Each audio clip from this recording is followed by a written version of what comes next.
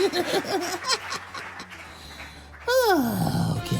so we're trying to come up with different things. For one, I'm doing this video in a different style.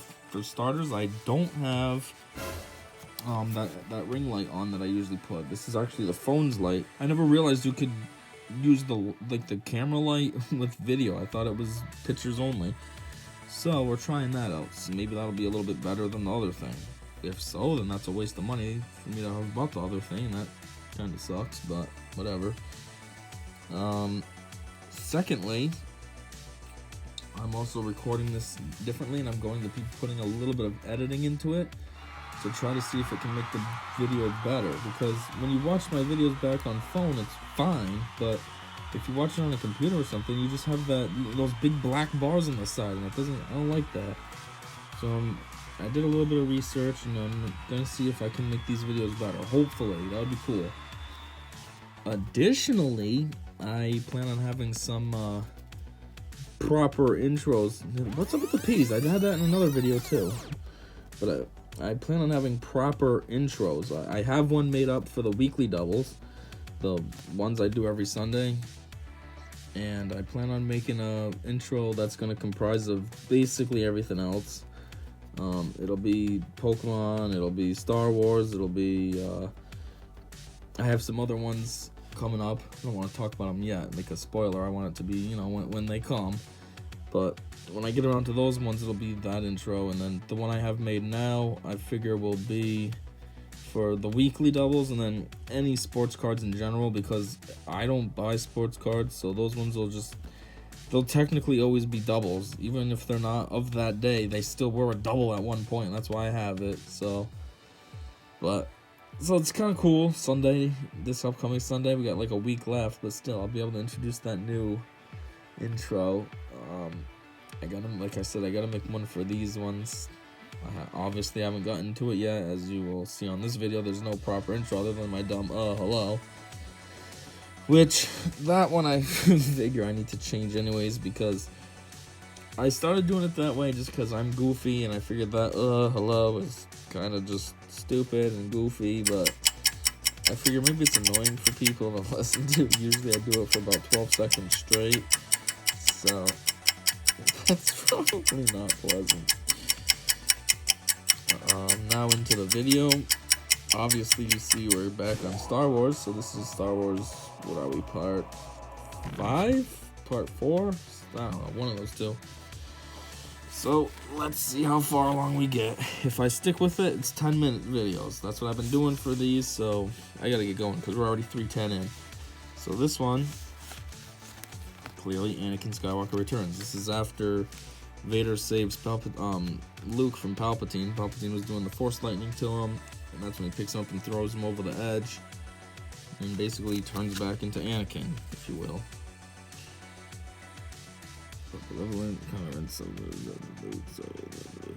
Boop. Luke Skywalker loses his patience. This is when Palpatine's basically taunting him, and trying to make him do this, trying to make him get mad, so he busts out the lightsaber and lets his anger flow. So, because Palpatine sees that as an opportunity to go to the dark side, and he wants, obviously wants him on the dark side. But that's why he refused to give in to the Emperor's evil Empire's demands that he fight his own father, Darth Vader. Luke hoped to turn his parent away from dark influence to redeem the Sith Lord, blah, blah, blah, but that goal proved to be more difficult. Yeah. Twin sons. Tatooine with his 2 sons. It's weird because these suns seem like they set at the same time, but I feel like if 2 suns were real, they'd probably have separate cycles. Otherwise, if you had 2 suns at the same time, I don't think life would be habitable either. It'd be way too hot. And it also seems, I don't know, it just seems like it'd be weird though. Think about that. If you had 2 suns, maybe if you had 2 moons, imagine living on Jupiter or Saturn or something where there's 17 or whatever moons. 2 suns would probably be weirder though, because these give off heat. Moons are just a rock that circles around. I'm gonna hide these. You keep seeing the next one when I try to flip it.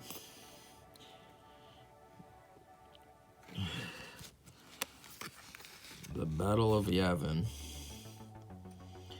I assume this is when they blow up the Death Star. Don't really know where Yavin is. I'm not familiar with it. One of the most remarkable campaigns in galactic history, the Battle of Yavin resulted in the destruction of... Yeah, it was. Which, that gets explained in Rogue One, how there was even a flaw like that. A special bond. I'm pretty sure I've had this one already in one of the past videos. The difference being that this one's blue. Some kind of special edge. I mean, it's tops, they do that, so... Here we go. Luke Skywalker, crate duel. This is one of Force Ghosts, not even him, and two, this is when just reading this, he doesn't even care, and I've already gone over this, all the Last Jedi was terrible. Anyways, Luke Skywalker's fun days, 500 carbon variations of traditional Jedi attire, flowing robes. Boots are hooded uniform colors range from a tunic in beige to dark outerwear. Skywalker also wore distinguished boot, very much like the Jedi who introduced him to the Lord some years ago at Obi-Wan Kenobi. Yes, that's what old Ben Alec is. A passionate reunion. Well, this is obviously from Revenge of the Sith because his hair's longer, but yeah, I never realized she had hair like Leia. Did Leia secretly copy her mom? But yeah, I don't really know what part this is supposed to be. After rescuing Palpatine and foiling the nefarious plans of General Grievous, Jedi heroes Obi-Wan Kenobi and Anakin Skywalker returned to their duties in Coruscant. Anakin found time to worthily embrace his new secret wife. That comma doesn't work there. His new secret wife, Padme Amidala. That comma doesn't work. New secret wife, Padme Amidala. Yeah, I don't know. Maybe it works. But even their selfless love would not be enough to defeat their the great Resident Evil that was soon to engulf them, which was Anakin turning to the dark side. Duel with Count Dooku. Can't tell. I would imagine this is from Attack of the Clones, and that's when he loses his first hand. Later in the next one, he loses his whole body basically when he turns into Vader. Following the Battle of Geonosis, Obi-Wan Kenobi and Anakin Skywalker engaged in a fierce lightsaber duel with Count Dooku. Dooku managed to briefly overwhelm the duel, but found an even greater challenge in the Jedi Master Yoda, who battled his former colleague to a standstill. As Yoda turned to help his endangered comrades, the wily Dooku managed to escape Yoda, being a little baby and pulling down things with force to crush them, which distracted Yoda. And then while Yoda was trying to handle Obi-Wan and Anakin, he just escaped on his ship. A little baby.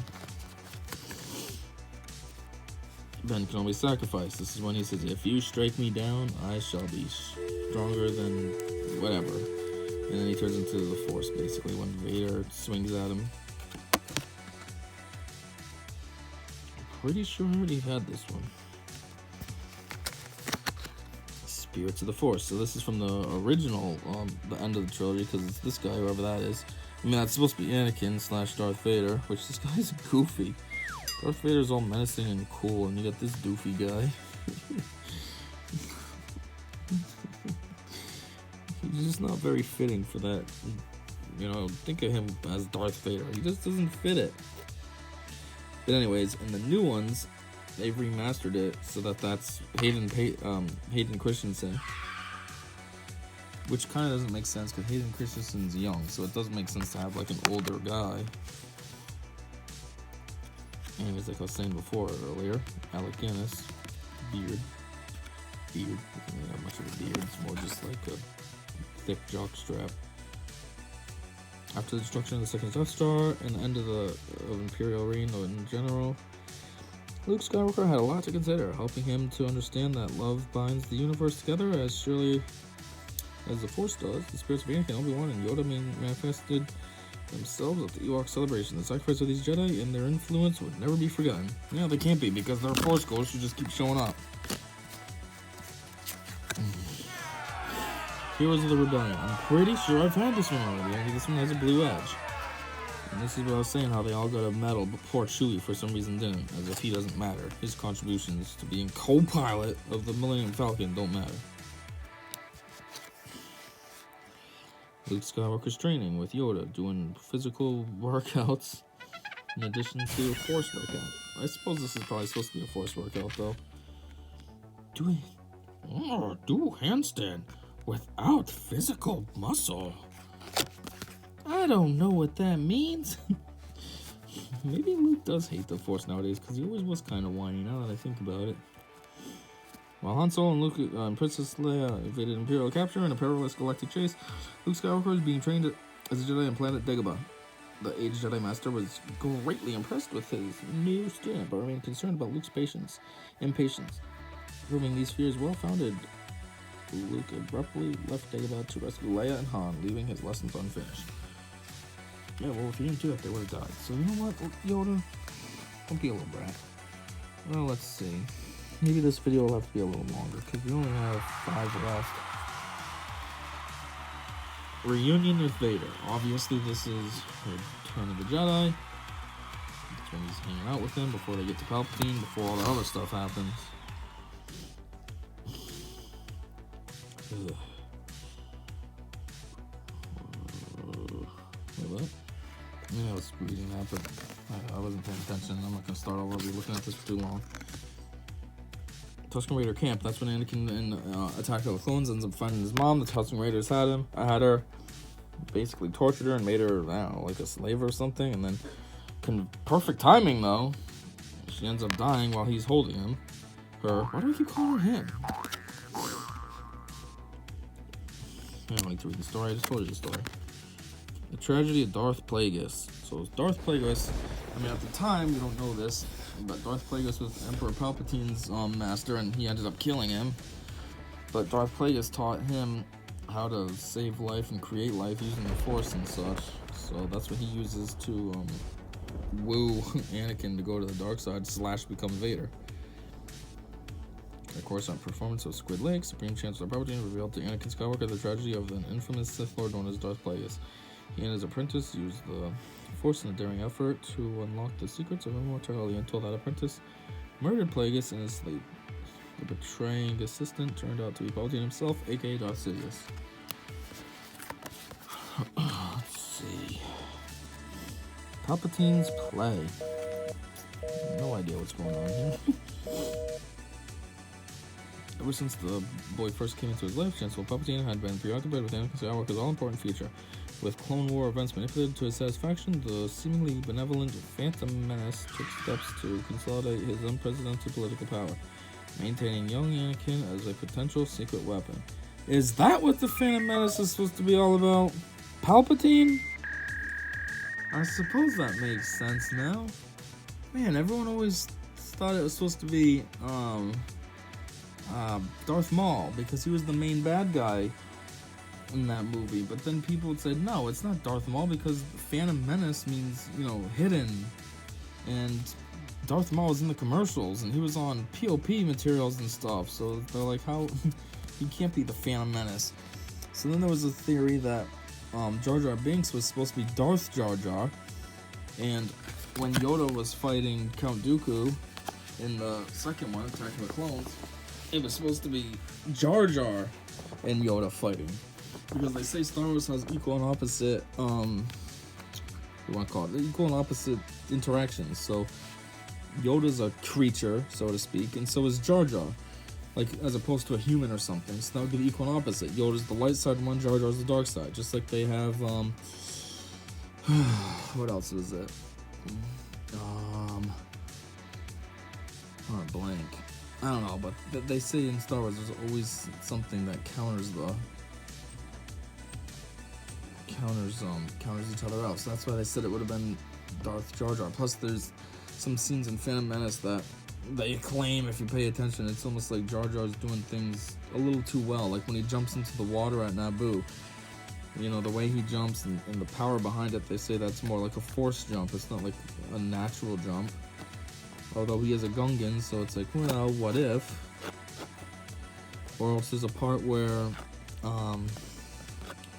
Padme's talking, and you see Jar Jar's lips moving, almost like he's supposed to be controlling that via the Force. And then they say Jar Jar's a CGI character. Like, him moving his mouth is intentional. It's not like it's just some actor fooling around. So there's that. Then they say there's a part where he's fighting B1 droids, and he's supposed to be terrible at it, but they say it's convenient how his foot happens to just get stuck in one of the guns, and he's just blasting the enemies just perfectly by chance. And they say, yeah, right, that's probably because he's a force sensitive and he's directing those bullets to go right where he wants them to, but he's acting like he's clumsy. Anyhow, though, this would make more sense if he was Phantom Menace. I never thought of that, because I just keep thinking about Darth Maul and all these dumb Jar Jar conspiracy theories, which would be kind of cool if Jar Jar was supposed to be Darth Jar Jar. But that would make sense, him being the Phantom Menace. I never thought of that before. Because I don't think he's revealed at all in the first one to be Palpatine. I don't think you realize he's Palpatine until the second one. And I don't think anybody realizes even in the first one, because he looks like a regular guy. Emperor Palpatine's all hood all the time and all droopy and ugh. And this is just a regular guy from Naboo who's, you know, senator, and now he's Supreme Chancellor, and oh. So yeah, that makes sense. Wow. It's a weird revelation to have finally after all these years. This movie came out in what, 99? Here is 2020, and I'm just realizing. 21 years later. Path of the Jedi, destroying the Death Star. Well, we already had that. This is the Battle of Yavin. Making use of the stolen Death Star technical readout stored within R2-D2, the Rebel Alliance was able to launch a daring starfighter attack from one of Yavin's moons. It was pilot Luke Skywalker with a little help from Han Solo, who fired torpedoes into the Death Star's exposed port, initiating the battle station's self-destruction. Who fired torpedoes into Death Star's exposed port? Do you mean into the Death Star's exposed port? And that is now it for the Star Wars cards of the Series 1. I saw some at Target the other day. I was thinking about getting them. I might. And then we can have another series of Star Wars. Otherwise, this would be kind of pointless to just have one series of Star Wars. But as of now, that's it. I'm done with Star Wars. Now I got left is Pokemon and sports. Tons of sports. And one other brand that we'll get into, and I have some other ideas as well that I might start. But anyway, until next time, I said see ya!